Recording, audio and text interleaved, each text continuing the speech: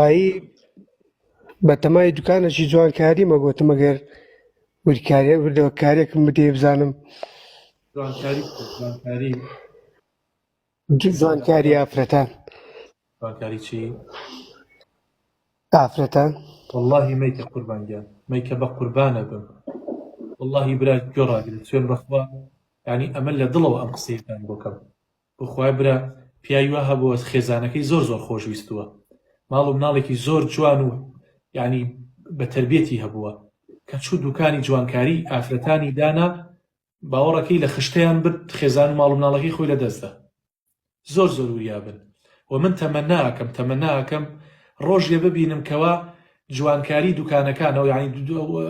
دوکانانی کەوا تایبەتن بە جلوبەرگی ئافرەتان بە ئسکوێراتی ئافرەتانەوانی کە تایبەتن بە ئافرەت بەڕێوەی بەرێت تەمەناکەم خوای گەورە ئەو پیاوانەش بپارێزێکە ئەو دوکانانیان هەیە بەڕاستی ڕۆژگارێکە ئەو کارە یعنی من وا ئەزانم ئینتیحار یعنی خۆ ئینتیحارکردنە. ئەحمەد توخوا لێبێ مامۆستا گیان زۆر سوپاس دەکەم. زانی بۆ ئەو قسە بۆکەم بەڵێ من ئەوەنە سەریکە ئەوەنە کێشە هاتوۆتە لام یەکێ لەو کێشانە ئەوانە بووە خەڵکێکە بۆ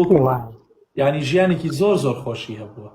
کە چووە ئەو دوکانەی داناوە دوکانی کەمەلیات و جوانکاری ئافرەتان و ئەوانە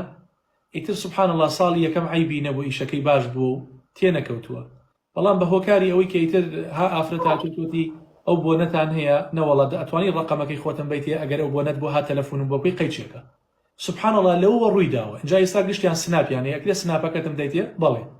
دەی سبحان الله وردە تا ئەوەی تێکەوت ئێستا جیابوونە و ماڵی لێت.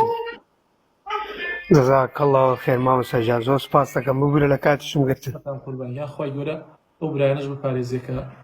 ئەو کارە ئەکەن پێم باشە ئەوە شەرعێکەشە دەتەوێت نەتەوێت ئەوە شەرعەکەیە ئەوە من بۆ خۆم ینی ماڵ و مناڵی خۆم